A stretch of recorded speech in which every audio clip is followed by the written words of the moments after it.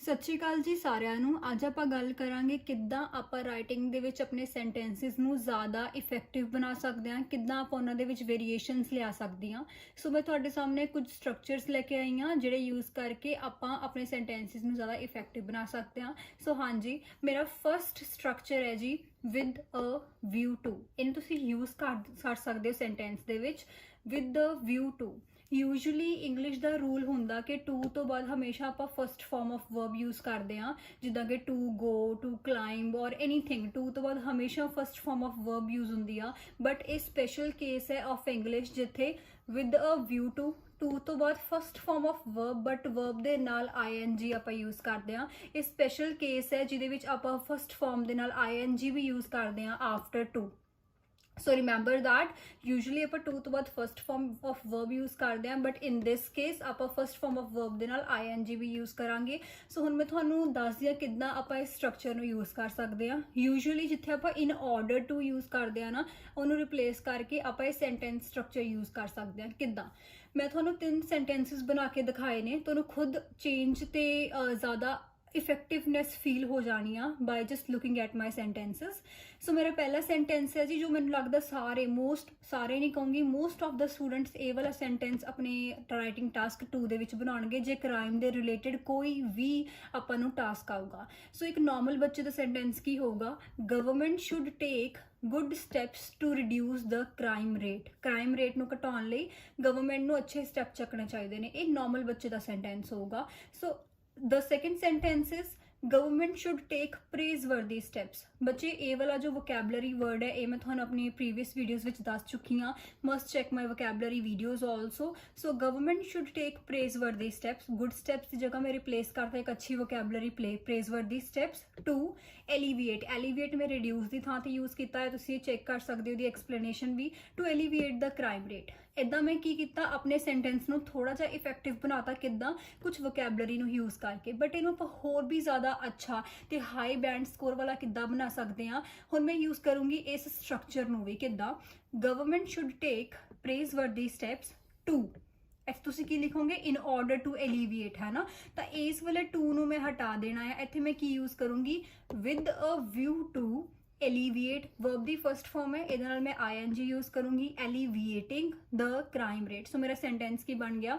Government should take praiseworthy steps with a view to alleviating the crime rate. So ਹੁਣ ਤੁਸੀਂ ਖੁਦ ਦੇਖ ਸਕਦੇ ਹੋ, ਇੱਕ ਫਸਟ ਸੈਂਟੈਂਸ ਹੈ, ਇੱਕ ਮੈਂ ਆਪਣਾ ਥਰਡ ਸੈਂਟੈਂਸ ਬਣਾਇਆ by using vocabulary and the complex structure. ਕਿਹੜਾ ਸੈਂਟੈਂਸ ਤੁਹਾਨੂੰ ਲੱਗਦਾ ਜ਼ਿਆਦਾ ਬੈਂਡ ਸਕੋਰ ਤੁਹਾਨੂੰ ਦਿਲਾ ਸਕਦਾ ਆ? ਸੋ ਟਰਾਈ ਕਰੋ ਇਸ ਸਟਰਕਚਰ ਨੂੰ।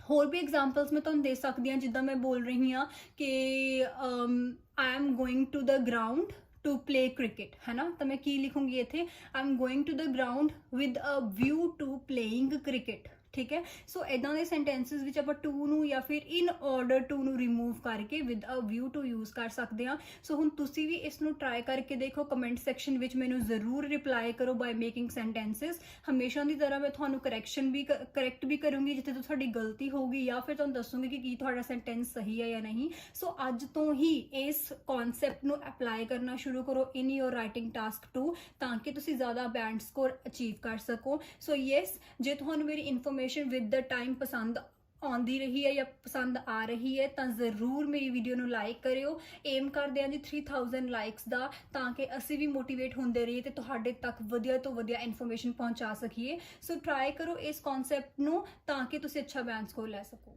ਸੋ ਮੇਰਾ ਨੈਕਸਟ ਸਟਰਕਚਰ ਹੈ ਜੀ ਦ ਮੋਰ। ਲਾਈਕ ਆਈ ਥਿੰਕ ਤੁਸੀਂ ਬਹੁਤ ਵਾਰ ਦੇਖਿਆ ਹੋਊਗਾ, ਬਟ ਮੈਂ ਤੁਹਾਨੂੰ ਅੱਜ ਦਾ ਯੂਜ਼ ਦੱਸੂੰਗੀ। ਮੇਰਾ ਸਟਰਕਚਰ ਕੀ ਹੈ? ਦ plus comparative degree plus sentence, then comma the plus comparative degree plus sentence। comparative degree ਕਿਹੜੀ ਹੁੰਦੀ ਹੈ? ਜੋ ਸੈਕਿੰਡ ਡਿਗਰੀ ਆਪਾਂ ਯੂਜ਼ ਕਰਦੇ ਹਾਂ, ਜਿਵੇਂ ਕਿ ਬਿਗ, ਬਿਗਰ, ਬਿਗੇਸਟ। ਤਾਂ ਸੈਕਿੰਡ ਡਿਗਰੀ ਹੈ ਜੋ, ਉਹ ਮੇਰੀ ਕੰਪੈरेटिव ਡਿਗਰੀ ਹੈ। Hard, harder, hardest. ਜੋ ਹਾਰਡਰ ਹੈ ਉਹ ਮੇਰੀ ਸੈਕਿੰਡ ਡਿਗਰੀ ਹੈ। ਲੈਸਰ ਹੋ ਗਿਆ, ਬੈਟਰ ਹੋ ਗਿਆ, ਮੋਰ ਹੋ ਗਿਆ। ਤਾਂ ਇਹ ਜੋ ਸੈਕਿੰਡ ਡਿਗਰੀ ਹੁੰਦੀ ਆ ਆਪਾਂ ਹਮੇਸ਼ਾ ਇਹੀ ਯੂਜ਼ ਕਰਦੇ ਹਾਂ। ਇੱਥੇ ਮੈਂ ਹਾਰਡੈਸਟ ਨਹੀਂ ਯੂਜ਼ ਕਰ ਸਕਦੀ, ਸਿਰਫ ਹਾਰਡਰ ਹੀ ਯੂਜ਼ ਕਰੂੰਗੀ। ਠੀਕ ਹੈ। ਸੋ ਜੋ ਮੇਰਾ ਫਸਟ ਪਾਰਟ ਹੋਏਗਾ ਉਹ ਹੋਊਗਾ ਮੇਰਾ ਕੌਜ਼, ਜੋ ਮੇਰਾ ਸੈਕਿੰਡ ਪਾਰਟ ਹੋਊਗਾ ਉਹ ਹੋਊਗਾ ਇਫੈਕਟ। ਮੈਂ ਤੁਹਾਨੂੰ ਦੱਸੂੰਗੀ ਕਿ ਕਿੱਦਾਂ ਮੈਂ ਕੀ ਬੋਲ ਰਹੀ ਹਾਂ, ਹੈ ਨਾ। ਮੈਂ ਤੁਹਾਨੂੰ ਐਗਜ਼ਾਮਪਲ ਨਾਲ ਹੀ ਸਮਝਾਉਣੀ ਆ। ਮੇਰੀ ਫਰਸਟ ਐਗਜ਼ਾਮਪਲ ਹੈ ਜੀ, ਜੇ ਤੁਹਾਡੇ ਕੋਲ ਕੋਈ ਕ੍ਰਾਈਮ ਰਿਲੇਟਡ ਕੋਈ ਵੀ ਟੌਪਿਕ ਆ ਜਾਂਦਾ ਹੈ, ਉੱਥੇ ਮੈਂ ਕੀ ਲਿਖ ਸਕਦੀ ਹਾਂ, the more the action movies the more the crime will B.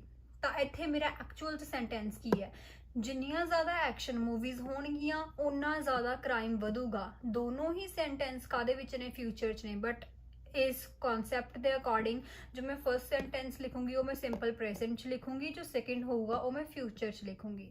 ਜਿੰਨੀਆਂ ਜ਼ਿਆਦਾ ਐਕਸ਼ਨ ਮੂਵੀਜ਼ ਹੋਣਗੀਆਂ, ਕੌਜ਼ ਹੈ, ਕਾਰਨ ਹੈ, ਜਿੰਨੀਆਂ ਜ਼ਿਆਦਾ ਐਕਸ਼ਨ ਮੂਵੀਜ਼ ਹੋਣਗੀਆਂ ਉਹਦਾ ਨਤੀਜਾ ਇਫੈਕਟ ਕੀ ਹੋਊਗਾ, ਓਨਾ ਜ਼ਿਆਦਾ ਕ੍ਰਾਈਮ ਹੋਊਗਾ। ਠੀਕ ਹੈ ਜੀ। ਸੋ ਕਿਵੇਂ ਯੂਜ਼ ਕਰਨਾ ਆ ਆਪਾਂ, the more, the plus comparative degree, more the action movies, ਜਿੰਨੀਆਂ ਜ਼ਿਆਦਾ ਐਕਸ਼ਨ ਮੂਵੀਜ਼ ਹੋਣਗੀਆਂ, ਅਗੇਨ ਦ ਪਹਿਲਾ comma, the comparative degree more the crime will be, ਉਹਨਾਂ ਜ਼ਿਆਦਾ ਕ੍ਰਾਈਮ ਹੋਊਗਾ। ਸਿਮਿਲਰਲੀ ਤੁਸੀਂ ਬਾਕੀ ਡਿਗਰੀਜ਼ ਵੀ ਯੂਜ਼ ਕਰ ਸਕਦੇ ਹੋ। ਕਿੱਦਾਂ, ਦ ਹਾਰਡਰ ਯੂ ਸਟੱਡੀ, ਜਿੰਨਾ ਜ਼ਿਆਦਾ ਹਾਰਡ ਤੁਸੀਂ ਸਟੱਡੀ ਕਰੋਗੇ, the better the marks will be, or the better you will get the marks. ਠੀਕ ਹੈ, ਜਿਵੇਂ ਵੀ ਤੁਸੀਂ ਫਿਊਚਰ ਦੇ ਵਿੱਚ ਆਪਣਾ ਸੈਂਟੈਂਸ ਬਣਾ ਸਕਦੇ ਹੋ, ਐਨੀ ਵੇ ਤੁਸੀਂ ਬਣਾ ਸਕਦੇ ਹੋ ਅੱਗੇ ਦ ਬੈਟਰ ਲਗਾ ਕੇ। ਠੀਕ ਹੈ, ਸੋ ਹਾਰਡਰ ਵੀ ਮੇਰੀ ਕੰਪੈरेटिव ਡਿਗਰੀ ਹੈ, ਸੈਕਿੰਡ ਡਿਗਰੀ ਹੈ, ਤੇ ਬੈਟਰ ਵੀ, ਜਿੰਨਾ ਹਾਰਡ ਤੁਸੀਂ ਪੜੋਗੇ ਉਨਾ ਜ਼ਿਆਦਾ ਵਧੀਆ ਤੁਹਾਡੇ ਮਾਰਕਸ ਆਉਣਗੇ।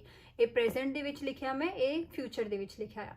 Next example, the more the trees, comma, ਜਿੰਨੇ ਜ਼ਿਆਦਾ ਟਰੀਜ਼ ਹੋਣਗੇ, the lesser the global warming will be, ਉਨੀ ਘੱਟ ਗਲੋਬਲ ਵਾਰਮਿੰਗ ਹੋਗੀ। Next, the more the trees, ਜਿੰਨੇ ਜ਼ਿਆਦਾ ਟਰੀਜ਼ ਹੋਣਗੇ, comma, the more the oxygen will be, ਉਨੀ ਜ਼ਿਆਦਾ ਆਕਸੀਜਨ ਹੋਊਗੀ। ਦ ਮੋਰ ਯੂ ਪ੍ਰੈਕਟਿਸ, ਜਿੰਨੀ ਜ਼ਿਆਦਾ ਤੁਸੀਂ ਪ੍ਰੈਕਟਿਸ ਕਰੋਗੇ, the better your English will be, ਉਨੀ ਵਧੀਆ ਤੁਹਾਡੀ ਇੰਗਲਿਸ਼ ਹੋਊਗੀ। The more the practice the better the English will be, ਉਨੀ ਵਧੀਆ ਤੁਹਾਡੀ ਇੰਗਲਿਸ਼ ਹੋਊਗੀ।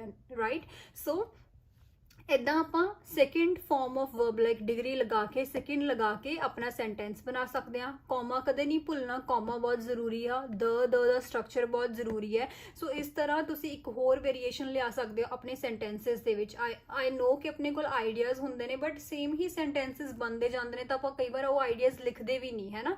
ਤਾਂ ਇਹ ਜੋ ਸਟਰਕਚਰਸ ਨੇ, ਇਹਨਾਂ ਨੇ ਯੂਜ਼ ਕਰਕੇ ਤੁਹਾਡੇ ਸੈਂਟੈਂਸਸ ਜ਼ਿਆਦਾ ਇਫੈਕਟਿਵ ਲੱਗਣਗੇ, ਤੇ ਤੁਹਾਡਾ ਜੋ ਮੈਸੇਜ ਹੋਊਗਾ ਉਹ ਜ਼ਿਆਦਾ ਅਟਰੈਕਟਿਵਲੀ ਤੁਸੀਂ ਆਪਣੇ ਐਗਜ਼ਾਮੀਨਰ ਤੱਕ ਪਹੁੰਚਾ ਸਕਦੇ ਹੋ। ਸੋ ਮਸਟ ਟਰਾਈ ਦਿਸ, ਬਹੁਤ ਹੀ ਈਜ਼ੀ ਆ।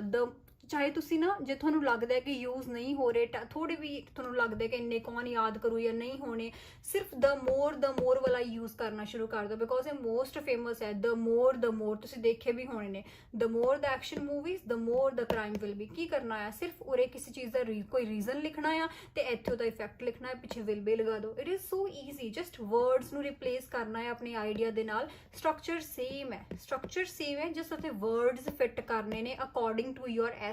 So it is very easy structure ਜਿਹੜਾ ਕਿ ਤੁਸੀਂ ਯੂਜ਼ ਕਰ ਸਕਦੇ ਹੋ, ਤੇ ਤੁਹਾਡਾ ਸਕੋਰ ਇਹਦੇ ਨਾਲ ਹਾਈ ਹੋ ਸਕਦਾ ਹੈ। ਸੋ ਜਿਵੇਂ ਕਿ ਹਰ ਇੱਕ ਵੀਡੀਓ ਦੇ ਐਂਡ ਤੇ ਮੈਂ ਤੁਹਾਡੇ ਨਾਲ ਇੱਕ ਪ੍ਰੋ ਟਿਪ ਸ਼ੇਅਰ ਕਰਦੀ ਹਾਂ ਤੁਹਾਡੀ ਇੰਗਲਿਸ਼ ਦੀ ਬੈਟਰਮੈਂਟ ਦੇ ਲਈ। ਸਿਮਿਲਰਲੀ ਮੈਂ ਅੱਜ ਵੀ ਇੱਕ ਟਿਪ ਲੈ ਕੇ ਆਈ ਹਾਂ। ਆਈ ਗੋਟ ਮੈਨੀ ਕੁਐਸਚਨਸ ਕਿ ਆਪਾਂ ਆਪਣਾ BP1 ਕਿੱਦਾਂ ਇਫੈਕਟਿਵ ਵੇ ਦੇ ਨਾਲ ਸਟਾਰਟ ਕਰੀਏ। ਹਾਂਜੀ, ਤੁਸੀਂ ਆਪਣਾ BP1 ਟੂ ਬਿਗਿਨ ਵਿਦ ਨਾਲ ਵੀ ਸਟਾਰਟ ਕਰ ਸਕਦੇ ਹੋ, ਜੋ ਮੋਸਟ ਆਫ ਦਾ ਸਟੂਡੈਂਟਸ ਕਰਦੇ ਹੋਣਗੇ। ਟੂ ਬਿਗਿਨ ਵਿਦ ਵੀ ਬਿਲਕੁਲ ਕਰੈਕਟ ਫਾਰਮੈਟ ਹੈ। ਉਸ ਤੋਂ ਇਲਾਵਾ ਇੱਕ ਇਫੈਕਟਿਵ ਫਾਰਮੈਟ ਹੈ ਜੀ ਇਹ ਵਾਲਾ ਸੈਂਟੈਂਸ। ਇਹ ਤੁਸੀਂ ਸੈਂਟੈਂਸ ਕਿਸੇ ਵੀ ਐਸੇ ਟਾਈਪ ਦੇ ਵਿੱਚ ਯੂਜ਼ ਕਰ ਸਕਦੇ ਹੋ ਟੂ ਸਟਾਰਟ ਯੋਰ BP1। ਮੇਰਾ ਸੈਂਟੈਂਸ ਕੀ ਹੈ ਜੀ, the predominant justification to support my view point is that. Predominant ਦਾ ਮਤਲਬ ਹੁੰਦਾ ਹੈ ਜੀ ਸਭ ਤੋਂ ਪਹਿਲੀ। ਤਾਂ ਮੇਰੀ ਸਭ ਤੋਂ ਪਹਿਲੀ ਜਸਟੀਫਿਕੇਸ਼ਨ ਆਪਣੇ ਵਿਊ ਪੁਆਇੰਟ ਨੂੰ ਸਪੋਰਟ ਕਰਨ ਦੇ ਲਈ ਇਹ ਰਹੀ। ਇਹ ਤੋਂ ਬਾਅਦ ਤੁਸੀਂ ਆਪਣਾ ਆਈਡੀਆ ਸਟਾਰਟ ਕਰ ਸਕਦੇ ਹੋ। ਇਹ ਸੈਂਟੈਂਸ ਤੁਸੀਂ ਡੈਫੀਨੇਟਲੀ ਯੂ ਕੈਨ ਰਿਮੈਂਬਰ ਦਿਸ, ਤੁਸੀਂ ਇਹਨੂੰ ਯਾਦ ਕਰ ਸਕਦੇ ਹੋ, ਤੇ ਹਰ ਇੱਕ ਐਸੇ ਟਾਈਪ ਦੇ ਵਿੱਚ you can start your BP1 with this sentence to get high band score.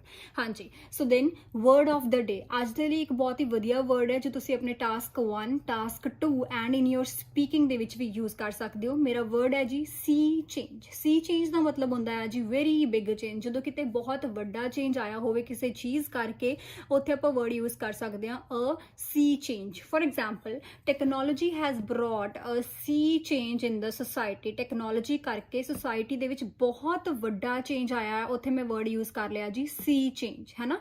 Technology the society ਦੇ ਵਿੱਚ ਕੋਈ ਚੇਂਜ ਆਇਆ, ਟੈਕਨੋਲੋਜੀ ਮਰਜ਼ੀ ਦਾ, ਇੱਥੇ ਮੈਂ ਬਿਜ਼ਨਸ ਵੀ ਲਿਖ ਸਕਦੀ ਸੀ, ਇਨ ਐਜੂਕੇਸ਼ਨ ਸੈਕਟਰ ਵੀ ਲਿਖ ਸਕਦੀ ਸੀ, ਕਿਤੇ ਵੀ ਜਿੱਥੇ ਤੁਹਾਨੂੰ ਲੱਗਦਾ ਹੈ ਕਿ ਬਹੁਤ ਵੱਡਾ ਚੇਂਜ ਆਇਆ ਉੱਥੇ ਮੈਂ ਸੀ ਚੇਂਜ ਲਿਖ ਸਕਦੀ ਹਾਂ। ਟਾਸਕ 1 ਦੇ ਵਿੱਚ ਲਗਾ ਲਓ ਫॉर ਐਗਜ਼ਾਮਪਲ 2010 ਦੇ ਵਿੱਚ ਇੰਡੀਆ ਦੇ ਵਿੱਚ ਜੋ ਐਜੂਕੇਸ਼ਨ ਰੇਟ ਸੀਗਾ ਉਹ ਸੀ 10%, ਬਟ 2019 ਦੇ ਵਿੱਚ ਜੋ ਰੇਟ ਹੈ ਉਹ 90% ਹੋ ਗਿਆ।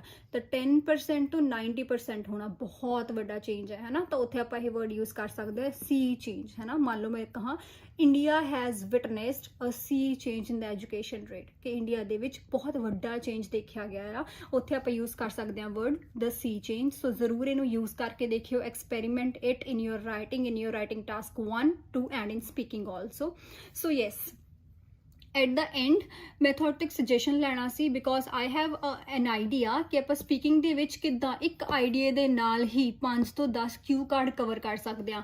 ਇੱਕ ਹੀ ਆਈਡੀਆ ਹੋਊਗਾ ਬਟ ਉਹ ਇੱਕ ਆਈਡੀਆ ਮੈਂ 5 ਤੋਂ 10 ਕਿਊਜ਼ ਦੇ ਵਿੱਚ ਫਿੱਟ ਕਰ ਸਕਦੇ ਹਾਂ, ਜਿਹਦੇ ਨਾਲ ਮੇਰਾ ਕਿਊ ਕਾਰਡਸ ਦਾ ਜੋ ਵੀ ਕਨਸੈਪਟ ਹੋਊਗਾ ਉਹ ਜ਼ਿਆਦਾ ਈਜ਼ੀ ਹੋ ਜਾਊਗਾ। So I want your suggestion. If you want my next video on this topic then please comment ਕਰਕੇ ਦੱਸਿਓ ਜੇ ਤੁਹਾਨੂੰ ਲੱਗਦਾ ਹੈ ਕਿ ਸਪੀਕਿੰਗ ਦੇ ਵਿੱਚ ਤੁਹਾਨੂੰ ਕਿਊ ਕਾਰਡਸ ਦੇ ਵਿੱਚ ਪ੍ਰੋਬਲਮ ਆਉਂਦੀ ਆ and you want a very wonderful solution for that. So please comment karke dassiye if you want my next video on this topic.